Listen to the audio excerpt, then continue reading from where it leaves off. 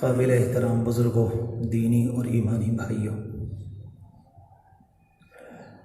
محض اللہ کی توفیق سے ایک طویل عرصے سے جمعہ کی نماز سے پہلے اس مسجد میں کچھ کہنے سننے کا معمول چلا آ رہا ہے۔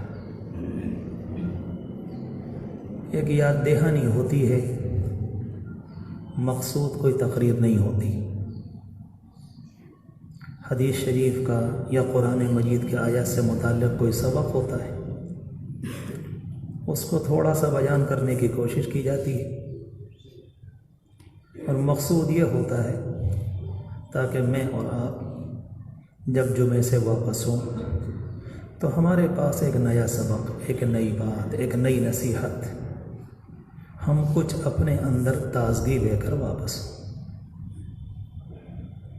ہماری زندگی کے تمام ایام ایک سے ہی گزرتے رہیں اور گزرتے چلے جائیں، کسی دن میں کسی کے مقابلے میں کوئی فرق نہ ہو، اسلامی تعلیمات کی روشنی میں یہ کوئی اچھی بات نہیں۔ اسلام یہ چاہتا ہے کہ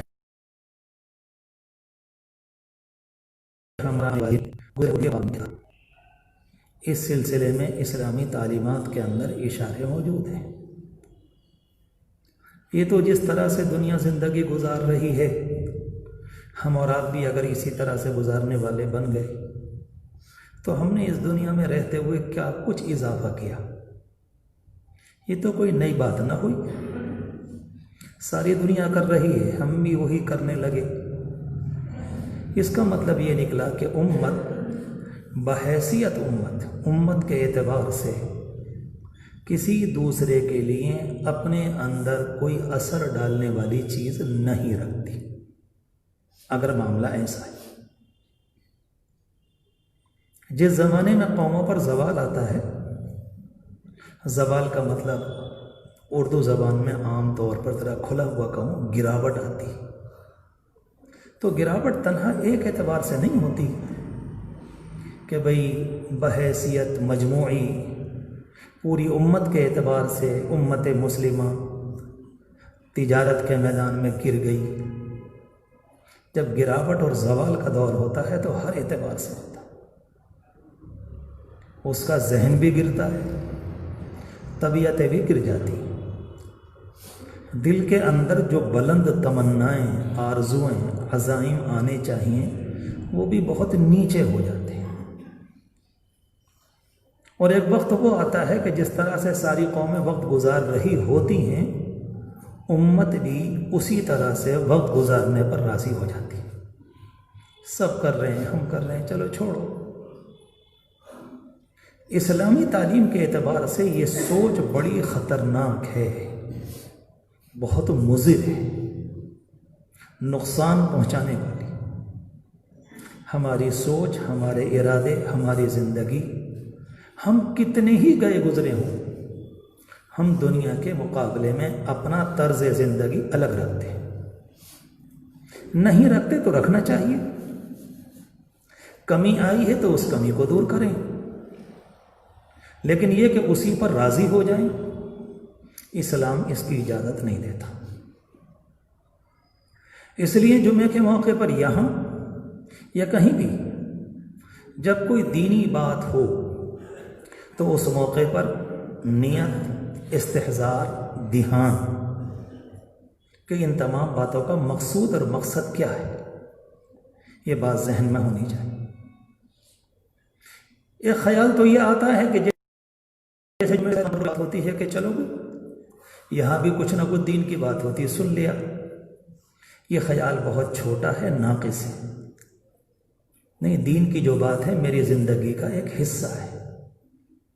جس طرح سے شدید گرمی کے زمانے میں کسی پیاسے کو پانی کی طلب ہوتی ہے، اسی طرح سے شدید بدترین بددینی کے زمانے میں ایمان والوں کو ایمانی غذا کی ضرورت ہوتی ہے۔ اسے پانی نہیں ملے گا تو مر جائے گا، اور اس انسان کو اگر دینی رہنمائی نہیں ملے گی، اپنے وجود، اپنے دل، اپنی روح کے اعتبار سے یہ بھی مر جائے گا بھلے سے چلتا ہوا نظر آئے کہ نہیں چلت پھرت تو اچھی خاصی ہے۔ اسلام اس چلت پھرت کو ماننے کو تیار نہیں۔ اللہ کے رسول علیہ الصلاۃ والسلام کی ایک مبارک حدیث ہے، آپ نے ایک موقع پر فرمایا، اے وہ لوگو جو زبان سے تو ایمان لائے ہو مگر ابھی اسلام تمہارے اندر آیا نہیں ہے۔ من آمن بلسانہ، زبان سے اقرار تو کر لیا، اس کے اندر کی جو منزل ہے وہ غائب ہے۔ گویا کہ آپ نے بھی ایسے لوگوں کے دو حصے کیے، ایک حقیقت ایمان والے اور ایک وہ اللہ کے بندے جو صرف زبان سے بات کریں اس کے علاوہ کچھ ہے۔ اس لیے میں نے شروع میں یہ بات عرض کی کہ جب کبھی کہیں پر موقع ملے بات کے کہنے یا سننے کا تو یہ دھیان رہے، ہمارے دین کی تمام تر بنیاد ہماری نیت کے اوپر ہے۔ نیت کی بنیاد پر چھوٹا سا عمل پتہ نہیں کہاں پہنچ جاتا ہے، اور بدنیتی کی بنیاد پر ایک بڑے سے بڑا عمل انسان کو نیچے پہنچا دیتا ہے۔ اور قربان جائیں نبی اکرم صلی اللہ علیہ وسلم پر، آپ نے ان باتوں کو خوب کھول کر بیان کیا، بہت کھول کر۔ ایک اللہ کے بندے کو اچھی نماز پڑھنی نہیں آتی اور وہ کسی کو نماز پڑھتے ہوئے دیکھتا ہے کہ بہت شاندار نماز پڑھ رہا ہے، یہ بیٹھا بیٹھا یہ خیال کرتا ہے کاش مجھے بھی آتی، میں بھی ایسی پڑھتا۔ اللہ تبارک و تعالیٰ تنہا اس نیت کی بنیاد پر بہت آگے پہنچا دے۔ آتی نہیں ہے، کر بھی نہیں پایا ہے، مگر ہے سے۔ اور ایک انسان وہ ہے جس نے اپنی گردن کو دین کے راستے میں کٹوا دیا، اور اللہ تبارک و تعالیٰ کیا اس سے پوچھا جائے گا تم نے کیا کیا؟ وہ کہے گا کہ اللہ میں نے یہ کیا، میں نے یہ کیا، میں نے یہ کیا، اور ایک وقت آیا کہ میں نے آپ کے راستے میں اپنی گردن کٹا دی۔ رب العالمین فرمائے گا تم نے شہرت کی بنیاد پر، تاکہ دنیا بہادر کہے، بڑا آدمی کہے، کہ جاؤ سیدھے جہنم میں جاؤ۔ عجیب سی بات ہے، اتنا بڑا عمل دل کی نیت کی کمی کی بنیاد پر ادھر، اور کوئی عمل نہیں، اور تنہا ارادے اور نیت کی بنیاد پر رب العالمین اس کو بڑھاتا ہے اور انسان کو کہاں سے کہاں پہنچاتا ہے۔ ہمارا آپ کا معاملہ، باتوں کو سمجھا کریں، گہرائی سے لیں، ہمارا آپ کا معاملہ عمل کے نہ کرنے کا نہیں ہے۔ اللہ کا شکر ہے کسی نہ کسی درجے میں عمل نصیب ہے، حالانکہ ہماری اکثریت عمل سے محروم ہے، میں کوئی شک کی بات نہیں، مگر میں اور آپ جتنے یہاں بیٹھے، اللہ کا شکر ہے نمازوں کی پابندی ہے، قرآن کی تلاوت کی توفیق مل جاتی، مگر ہمارا اور آپ کا مسئلہ اکیلا پڑھنے کا نہیں، وہ اندرونی جو نیت ہے اس کا خیال وقت پر ہو نہیں پاتا۔ آپ کسی سے معلوم کر لیں، نماز سے پہلے وضو ہوتا ہے تو کر کے آتے ہیں۔ اکثر لوگ جانتے ہیں کہ مسجد میں جب آتے ہیں تو سیدھا قدم رکھ کے آتے ہیں، اور یہ تمام چیزیں ایسی ہیں کہ کسی نہ کسی درجے میں لوگوں کو معلوم ہے، مگر دوسری جانب اکیلا مسئلہ ظاہر کا نہیں ہے کہ مسجد میں آ گئے، وضو کر لیا، نماز کی نیت باندھ دی، کھڑے ہو گئے۔ ہمارے اعمال کی تمام تر بنیاد نیت کے اوپر ہے۔ جیسے ہمارا دل ہے، اگر یہ ٹھیک ہے تو ہماری پوری باڈی، ہمارا پورا جسم ٹھیک ہے، اگر یہ ٹھیک نہیں ہے تو پورا جسم بیمار ہو جاتا ہے، ہاتھ بھی لٹک جاتے ہیں، آنکھیں بھی لٹک جاتی ہیں، پلکیں بھی لٹک جاتی ہیں، انسان بالکل ہڈیوں کا ڈھانچہ بن جاتا ہے۔ سمجھانے کے لیے، سمجھنے کے لیے یہ مثال بہت شاندار ہے۔ بالکل یہی معاملہ ہے، اگر نیت کا گہرائی کے ساتھ میرا اللہ ہے، وہ میرا رب ہے، وہ میرا خالق ہے، میں اس کا بندہ ہوں، مجھے یہ کام کرنا ہے اسے راضی کرنے کے لیے۔ اگر یہ ساری باتیں نہیں ہیں تو پھر یاد رکھیں اس انسان کی نیت کمزور ہے، اس پر بننے والا عمل نہایت کمزور ہے۔ اس کے نتیجے میں جو پھل پھول نکلتے ہیں وہ نہیں نکلیں گے، کیونکہ ہماری نماز اکیلی نماز نہیں ہے، ہمارے روزے، ہمارا حج، ہماری زکوٰۃ، ہماری تلاوت، ہماری تراویح، یہ اکیلی نماز نہیں ہے، یہ تو اپنے اندر ہزاروں چیزیں سلوٹوں میں رکھتی۔ اگر وہ حقیقت کی بنیاد نصیب ہوتی اور اس کے اثرات مرتب ہوتے جو اس کے اندر اللہ نے چیزیں رکھ دی ہیں، تو آپ یقین جانیں کہ دنیا میں ہمیں ایک بھی بری نگاہ سے دیکھنے والا نہ ہوتا۔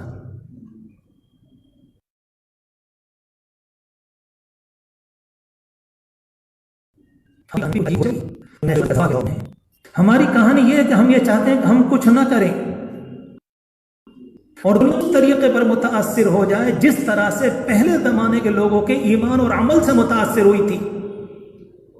مسجد میں کہہ رہا ہوں، اللہ کی قسم کھا کر کہہ رہا ہوں، رب کعبہ کی قسم کبھی نہیں ہوگا۔ جھوٹ ہے، دھوکہ ہے، فراڈ ہے، اپنے آپ کو غلط فہمی میں رکھنا ہے، بالکل غلط۔ جو تشریح کرتا ہے غلط کرتا ہے۔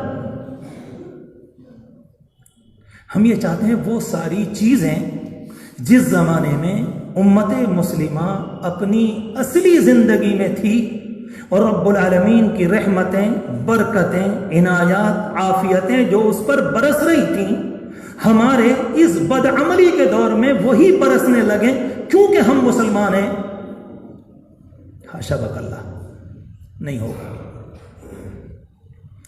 یہی وہ غلط فہمی ہے جہاں آ کر ہمارے ذہن کو اور ہمارے دل کو پریشانی ہوتی ہے کہ یارو ہم مسلمان ہیں مگر ہمارے ساتھ یہ ہو رہا ہے۔ غلط ہے، اکا دکا کا مسئلہ نہیں ہے۔ یہ تو حضور پاک علیہ الصلوۃ والسلام کے آنے سے پہلے بھی اکا دکا لوگ پائے جاتے تھے۔ کسی کو پڑھنا ہو تو تاریخ کی کتابوں میں، حدیث شریف کی کتابوں میں حضرت سلمان فارسی رضی اللہ تعالیٰ عنہ کا واقعہ پڑھ لیں کہ وہ کہاں کہاں مارے پھرے، حق کی تلاش میں، کہیں دین ملے اس کے مطابق زندگی بناؤں۔ ایک اللہ کا بندہ ملا، ان کا انتقال ہوا تو دوسرا اللہ کا بندہ کسی اور شہر میں ملا، ان کا انتقال ہو گیا تو تیسرا اللہ کا بندہ ملا۔ پھر آخر میں آ کر ایک اللہ کے بندے نے یوں کہا کہ اب سچے دین پر عمل کرنے والا کوئی نہیں۔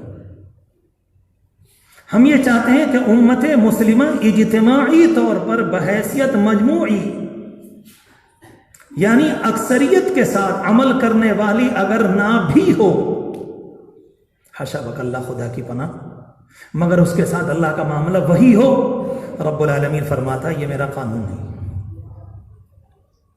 ہم اور آپ اپنے دامن کے اوپر نا انصافی کا دھبا نہیں چاہتے، تو رب العالمین جو انصافوں کا مالک ہے اور انصاف کا بنانے والا ہے، وہ اپنی ذات پر نا انصافی کا دھبا کیسے آنے دے گا؟ یہ غلط فہمی ہے۔ قرآن مجید میں وعدے ہیں رب العالمین کے، ہم تمہارے ساتھ ہماری بات غالب آئے گی، اللہ کے بندے غالب آئیں گے، اللہ آئیں گے، اور جیسے لفظ آتا ہے ہم اس والی بات کو اپنے اوپر چسپاں کر لیتے ہیں، یعنی ان سب کے مقابلے میں ہم، ہاں واقعی چسپاں کرنے کا حق ہے، مگر شرط یہ ہے کہ زندگی قرآن مجید کی ان آیات کے مطابق ہو جو رب العالمین نے کلام پاک میں ارشاد فرمایا۔ لیکن اگر نہیں ہے تو پھر نہیں۔ اللہ تبارک و تعالیٰ ایک موقع پر فرماتا ہے کلام پاک میں لِتَكُونُوا شُهَدَاءَ عَلَى النَّاسِ، ہم نے تمہارے اوپر نبی کو گواہ بنایا ہے۔ نبی کے گواہ ہونے کا مطلب اللہ سے دین لے کر آئے، امت کو پہنچایا، 100% عمل کر کے بتلایا، یہ ہے گواہی۔ نماز یہ ہے پڑھی ایسے جاتی ہے، زکوٰۃ یہ ہے دی ایسے ہی جاتی ہے، حج یہ ہے کیا ایسے جاتا ہے، آہوزاری استغفار یہ ہے رویا ایسے جاتا ہے، اسے ہم اور آپ کہتے ہیں گواہی۔ اللہ کے رسول علیہ الصلوۃ والسلام نے کامل گواہی امت کے سامنے دے دی، جبھی تو آپ نے صحابہ کرام سے بالکل آخر میں معلوم کیا تھا ایک موقع پر بھیڑ میں کہ یہ بتاؤ کہ میں نے اللہ کی بات تم تک پہنچائی کہ نہ پہنچائی؟ سب نے کہا کہ یقیناً پہنچا دی۔ نبی اللہ کا جو دین لے کر آتے ہیں زبانی اعتبار سے، عملی اعتبار سے، دین کا تقاضا جس میدان کے اعتبار سے جیسا ہوتا ہے وہ اللہ کا بندہ اس بات کو اس میدان میں پورا کرتا ہے 100%۔ اب دین کی آپ تشریح کرتے چلے تو نہ معلوم کہاں تک پہنچے گی۔ اور اس کے بعد فرمایا کہ لِتَكُونُوا شُهَدَاءَ عَلَى النَّاسِ، نبی اس لیے آتے ہیں اور اللہ نے تمہارے اوپر گواہ اس لیے بنایا ہے کہ تم انسانوں کے لیے گواہ بنو۔ جو کام نبی نے آنے کے بعد تمہارے سامنے کیا، قیامت تک آنے والے انسانوں کے سامنے نبی نے ایک جماعت تیار کر دی۔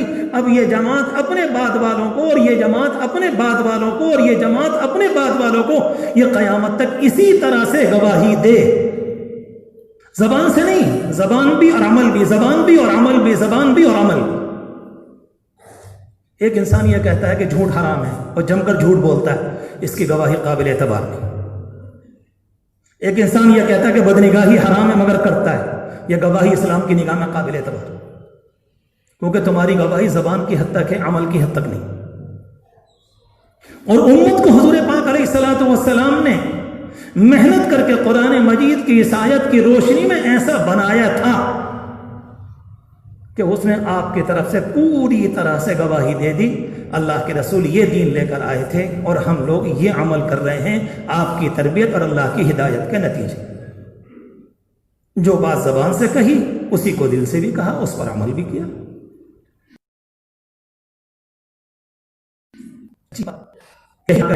غلط فہمی ہوتی ہے، جب یہ والی باتیں اس زمانے میں تھی تو پھر اللہ کی رحمتیں آ رہی تھیں، بلا کی شجاعت، بلا کی ہمت، بلا کی طاقت، بلا کا حوصلہ، بلا کا نڈر ہونا، بلا کا میدانوں میں جم جانا ان اللہ کے بندوں کو اسی دین کے نتیجے میں ملا تھا۔ ہم لوگ سمجھتے ہیں کہ ہمارا دین بس ایسے ہی نماز نماز نماز، روزہ روزہ، حج حج کرتے رہو قبرستان پہنچ جاؤ۔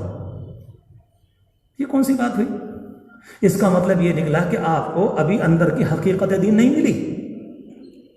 اس جماعت کے اندر اگر یہ بات آئی تھی کہ وہ کسی بھی جگہ پر جب کھڑی ہوتی تو دنیا کے لوگوں کو سمجھاتی، محبت کرتی، انسانوں کا احترام کرتی، انہیں پیارے دین کی طرف بلاتی، آخری درجے کوشش کرتی،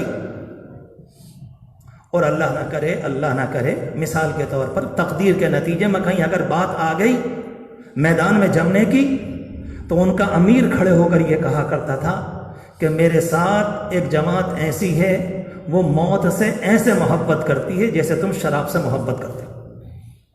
یاد رکھنا یہ پیچھے کو ہٹے گی نہیں، یہ مر گئے۔ سوال پیدا ہوتا ہے کہ یہ والی باتیں آئی کہاں سے، کیوں؟ اور نہیں پیدا ہوتا ہے تو ہونا چاہیے۔ یہ اسی قرآن اور اسی دین کا نتیجہ ہے، یہ حضور پاک علیہ الصلوۃ والسلام کے صحبت کا نتیجہ ہے، یہ آپ کی ہدایات کا نتیجہ ہے۔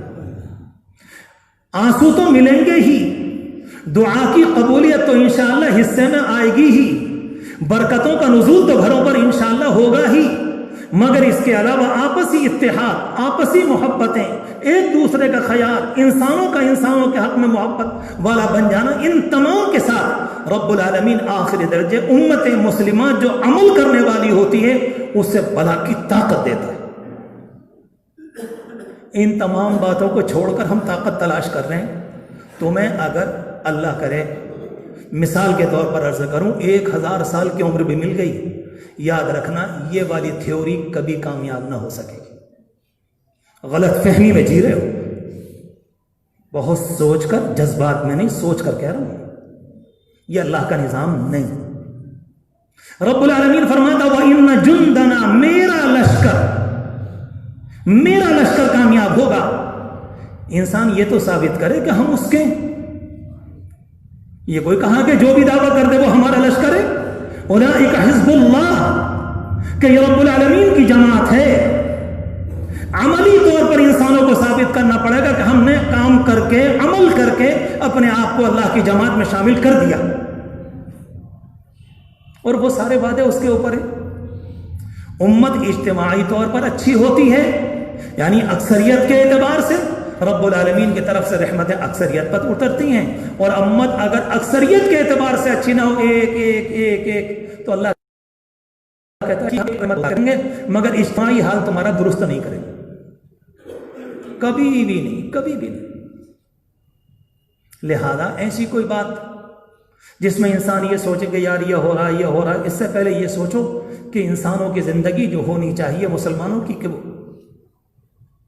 قرآن مجید میں ایک جگہ رب العالمین نے ارشاد فرمایا وعد اللہ الذین آمنوا منکم وعملوا الصالحات لیستخلفنہم فی الارض، جو لوگ ایمان والے، ایمان کا مطلب دل کی گہرائی سے اللہ کو اپنا رب تسلیم کرنا، دل کی گہرائی۔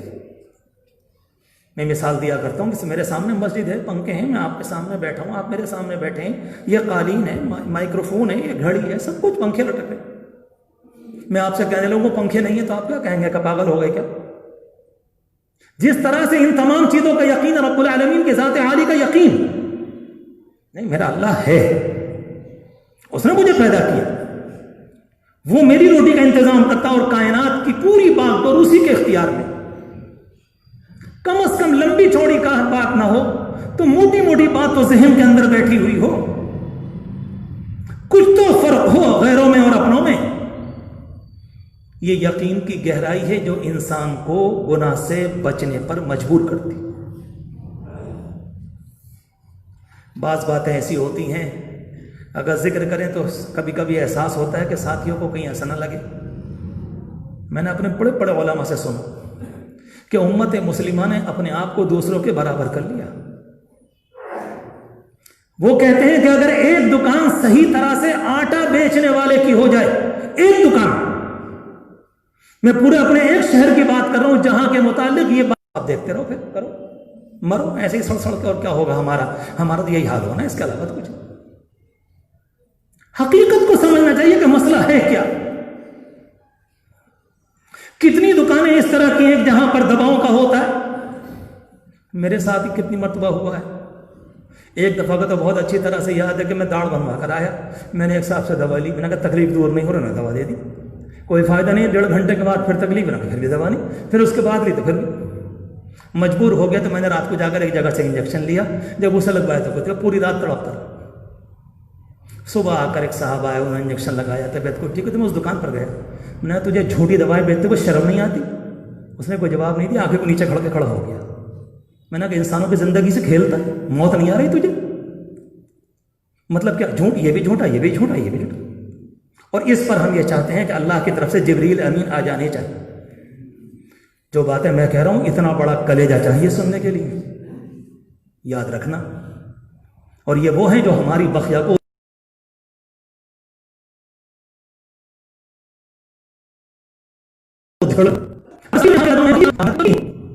رب العالمین فرماتا ہے کہ میں نے تم سے وعدہ کیا ہے، وعد اللہ الذین آمنوا منکم وعملوا الصالحات، یہ جو نیک زندگی گزارنے والے ہیں میں دنیا کے اندر ان کو جمع دوں گا، ان کو اپنا خلیفہ بناؤں گا، دنیا کا نظام ان کے ہاتھ میں دوں گا۔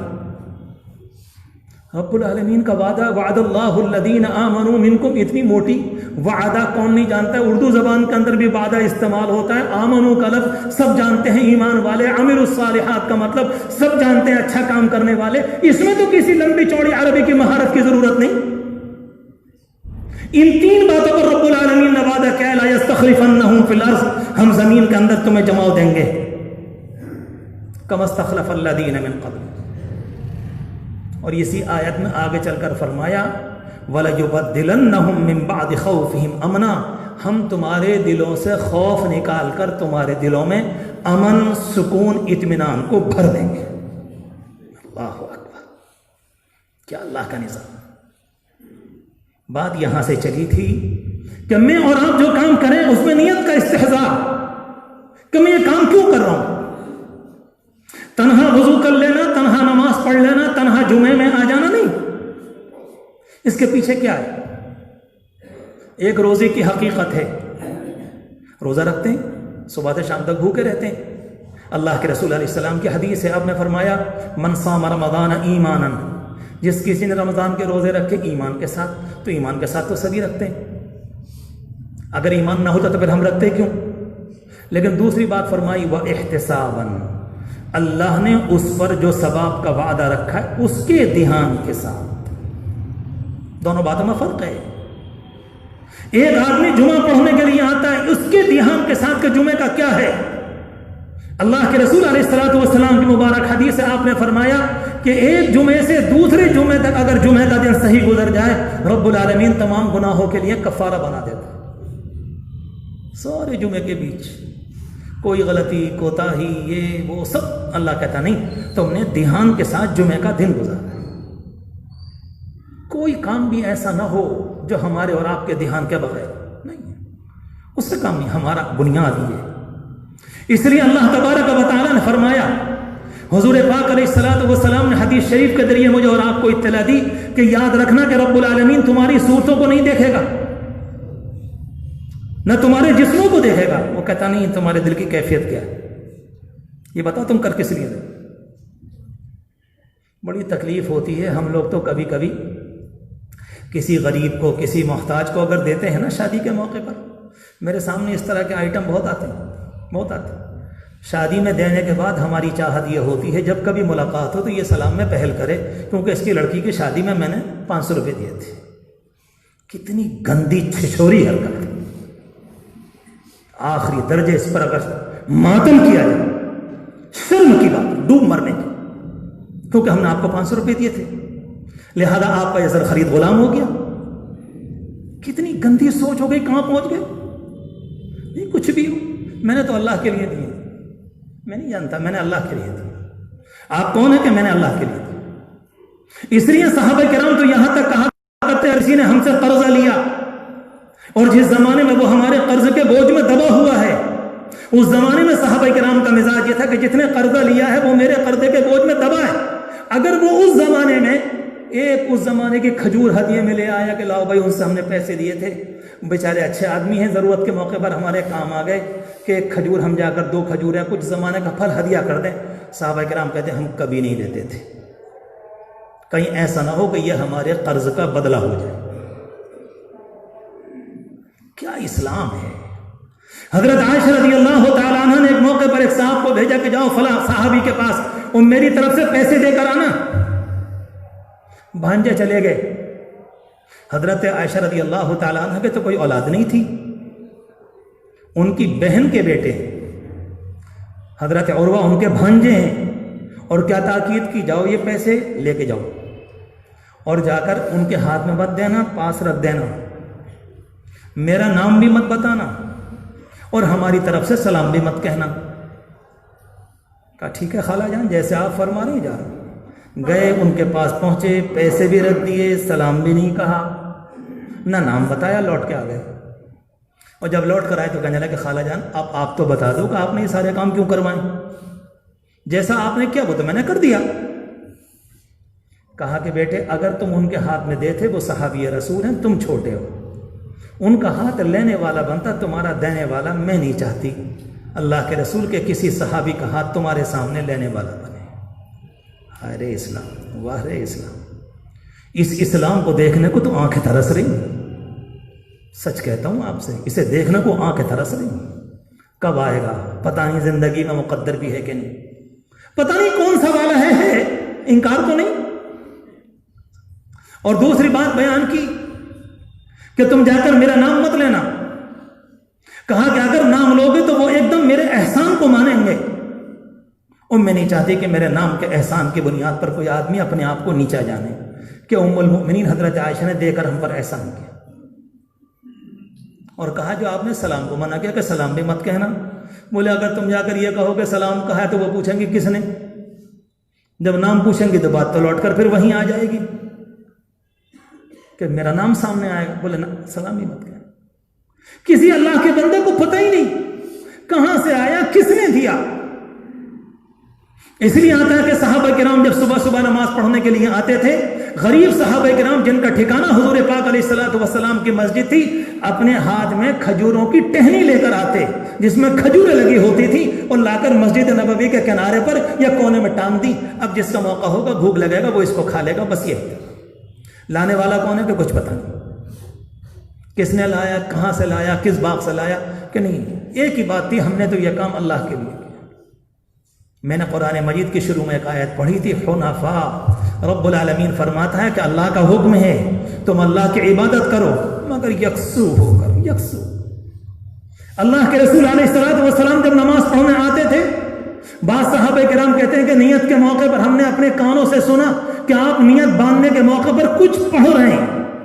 सहाबे किराम की जमात तो अल्लाह ने इसीलिए तैयार की थी ताकि नबी से सुनने वाले, नबी के देखने वाले, नबी को हिफ्ज करने वाले, नबी को दिल में बैठाने वाले, नबी की नकल करने वाली एक जमात तैयार हो जाए ताकि क़यामत तक वो उनको बयान करते रहे, तुम्हारे नबी ऐसे थे और ऐसा फरमा कर गए, हमने अपनी आंखों से देखा। और अगले वाले कहेंगे हमने उनको देखा जिन्होंने उनको देखा। कान लगाया और कान लगाकर देखा तो हुजूर पाक अलैहिस्सलाम दुआ फरमा रहे थे। नमाज पढ़ने के लिए आए, सोचने की बात है आपसे अच्छी नमाज किसकी होगी? जो अल्लाह का बंदा नमाज लेकर आया, जिसे अल्लाह ने नमाज के लिए बुलाया, क्या कोई मकाम है आपका? उनसे अच्छी नमाज किसकी होगी? आए और मुसल्ले पर खड़े हुए और फरमाया, जैसे मैं और आप नियत करते हैं 2 रकत नमाज, जुमा है, फ़र्ज़ है, इमाम के पीछे क़िबला रुख, और अल्लाह के रसूल अलैहिस्सलातु वस्सलाम जब नियत फरमाते, इन्नी वज्जहतु वजहिया लिल्लज़ी, मैंने उस अल्लाह की तरफ अपने दिल का रुख कर लिया जिसने कायनात को पैदा किया, हनीफन यकसू होकर, वमा अना मिनल मुशरिकीन, मैं उसके साथ किसी को शरीक करने वाला नहीं। अल्लाह अकबर। और कभी अल्लाह के रसूल अलैहिस्सलातु वस्सलाम दुआ फरमा रहे, अल्लाहुम्मा ताहिर क़ल्बी मिनन निफाक, अल्लाह मेरे दिल को निफाक से, मुनाफ़क़त से, इससे बिल्कुल साफ कर दे, मेरी ज़बान को झूठ से साफ कर दे, मेरी आंखों को खयानत से साफ कर दे। इन्नका तअलमु ख़ाइनतल अअयुनि वमा तुख़फ़ी सुदूर, क्योंकि आप सारी बातों से वाकिफ़ है, दिल कहाँ चोरी करता है और आंखें कहाँ गड़बड़ाती हैं, इन सब बातों का इल्म तो आप ही के पास। इससे हमें और आपको पता चला। मैंने शुरू से लेकर अब तक जो बात अर्ज़ की वो सिर्फ इतनी कि अल्लाह तबारक व तआला ने हमें कुछ आमाल दिए हैं, मगर उन आमाल को नियत के साथ, इस्तेहज़ार के साथ, ध्यान के साथ, सोच समझ कर, चाहे इतना सा कोई पानी का घूंट क्यों ना हो। मेरे अजीज जवानों, आपसे कह रहा हूं, यह जिंदगी का सलीका है। जिंदगी गुजारने का नाम इसका नहीं है कि सुबह से शाम हो गई, शाम से सुबह हो गई, बस जिंदगी गुजर गई। ये एक हुनर है, एक जिंदगी। मुझे किस तरीके पर इस मैदान को पार करना है और मेरा अल्लाह मुझसे मालूम करेगा। एक बात, वजू करें तो ध्यान के साथ, मस्जिद में आए तो ध्यान के साथ, माँ बाप से बातें तो ध्यान के साथ, बीवी बच्चों से बातें तो ध्यान के साथ, हर चीज को ध्यान के साथ करेंगे। नहीं, ये मेरे अल्लाह का हुक्म है, ये मेरी जिम्मेदारी है, इसके जरिए मैं अपने अल्लाह को राजी करूंगा। अगर ये चीज नसीब होगी, और कोई मेहनत करता है तो अल्लाह देता है, कोई मेहनत करता है तो अल्लाह देता है, अपने दरबार से किसी को महरूम नहीं फरमाया करता। कुछ जमाने अगर मेहनत कर लेंगे, मस्जिद के अंदर आए ना सुन के नहीं, ये तो कोई बात ना हो, ये कोई बात नहीं। आप जब आए तो कम से कम सोचें अल्लाह के दरबार में आए, मुझे अल्लाह दिल साफ होगा, मेरे आधा पाक होंगे, मेरे नाक के, कान के, मेरे चेहरे के गुनाह निकलेंगे। मुझे और आपको वो आंखें नसीब नहीं है, मगर जो लोग अपनी निगाहों को गुनाह से बचाते हैं, इतना बचाते हैं, आदी हो जाते हैं कि उनकी आंखों से गुनाह एक भी नहीं होता, उनकी आंखों से गुनाह नहीं होता।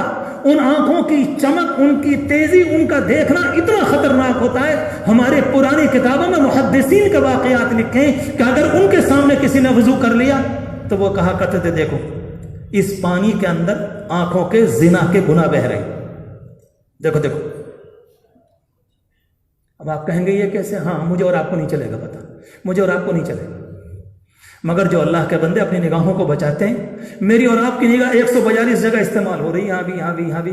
उन अल्लाह के बंदों की निगाह एक ही जगह इस्तेमाल होती थी, सिर्फ एक जगह, जिसे कहते हैं फोकस, जिसे कहते हैं 100%। नतीजा ये होता है कि रब्बुल आलमीन अपनी कुदरत से कभी कभी वो दिखला देता है जो आम इंसान देख नहीं पाते।